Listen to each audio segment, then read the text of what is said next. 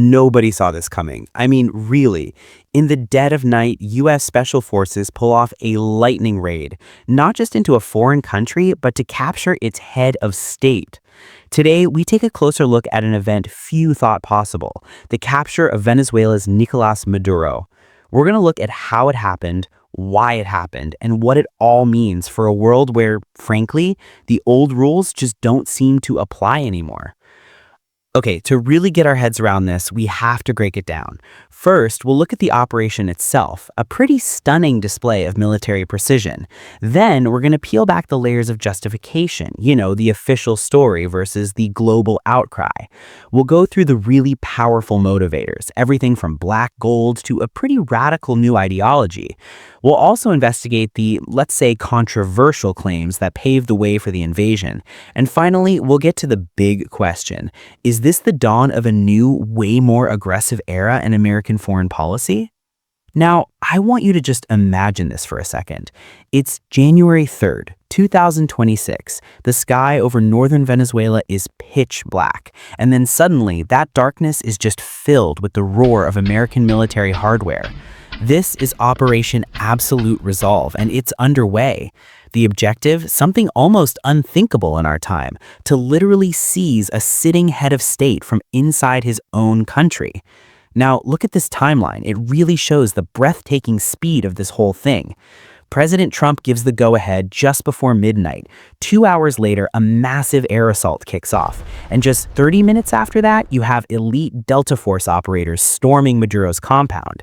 The entire operation from start to finish was over in less time than it takes to watch a movie.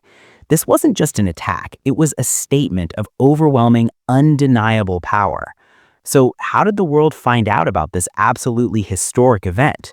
Not through some stuffy diplomatic channel or a formal Pentagon press conference. Nope. The first confirmation came from a post on Truth Social, straight from President Trump himself. Now, this wasn't just a casual update. It was a very deliberate choice to completely bypass traditional statecraft, signaling a profoundly personal and unfiltered style of presidential warfare. So with Maduro captured and on a plane to the U.S., the military part of the mission was over, but the political and, the legal battle was just getting started. The White House now had to justify its actions to a very skeptical world, and that world was about to get sharply divided. And this really boils down to a fundamental clash of how you see the world. The Trump administration, for its part, framed this as a police action, not a war. Their argument was that they were just executing a warrant on an indicted leader of a narco-terrorist group they called the Cartel of the Suns. But pretty much the rest of the world saw something completely different, a clear violation of the UN Charter, which, forbids this kind of military action against a sovereign state. They called it what it looked like to them, a crime of aggression. So the global reaction was immediate and honestly overwhelmingly negative. Half the world condemned the operation outright. And we're not just talking about the usual adversaries here. This included many of America's closest allies in Europe. Only a tiny minority, just 15%, publicly backed the move. You could see the diplomatic map get redrawn overnight. Predictably, an axis of Russia, China, and Iran, all nations that Maduro had been cozying up to, cried foul, calling it imperialist aggression. A few key allies, like Argentina and the UK, did fall in line behind the US, but maybe the most telling reaction came from Venezuela's own neighbors. Countries like Colombia and Trinidad and Tobago scrambled their forces to the border, and they were very quick to publicly state they had no part in this. They wanted nothing to do with the firestorm that had just been ignited right next door. But was a drug indictment really the whole story? Was that enough to launch such an audacious, risky military operation? A lot of analysts say that to find the real answer, you gotta follow the money and you gotta follow the ideology. You have to look at Venezuela's immense oil wealth and a brand new radical doctrine taking shape in Washington. So let's start with the most obvious motivator, oil. It is truly impossible to overstate this. Venezuela isn't just another oil-rich nation. It is sitting on the single largest proven oil reserve on planet Earth. That's more than Saudi Arabia, more than Canada. This geological fact has shaped its relationship with the U.S. for a century, and you can bet it was a massive factor in this intervention. And President Trump wasn't exactly subtle about the economic angle. In a frankly stunning press conference after the raid, he just laid it out in plain terms. This wasn't just about justice, it was a business deal. He was talking about American companies moving in to rebuild Venezuela's oil industry and, as he put it, start making money. This very unapologetic America First approach to regime change led commentators to draw a really startling parallel. They coined a new term for it, the Putinization of U.S. foreign policy. The argument basically goes that the U.S. was adopting tactics long associated with Russia, ignoring international law, violating sovereignty, and using military force to achieve nakedly self-interested goals. The U.S., they argued, was starting to act a lot like the very rivals it so often condemned. So the official justification for this whole raid rested on more than just drug charges.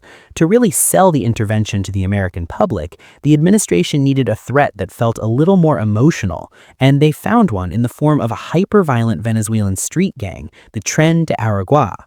So the narrative that the administration started pushing was that this gang, TDA, wasn't just a gang, it was a state-sponsored terrorist group. In fact, they officially designated them as one. The claim was that Maduro was personally directing them as his own private army, a proxy force sent to destabilize the region and, crucially, to flood the United States with criminals. And this wasn't just talk, they claimed they had the data to back it all up. A conservative think tank published something called a TDA activity monitor, which was basically a database of all the alleged crimes committed by this gang across America. This monitor became the key piece of evidence used over and over in briefings and on the news to draw a direct line from street crime in the US all the way back to the presidential palace in Caracas. But then the official story, it started to come apart at the seams. Insight Crime, which is a highly respected nonprofit that's been tracking organized crime in Latin America for years, did a deep dive into that data, and their conclusion was absolutely explosive.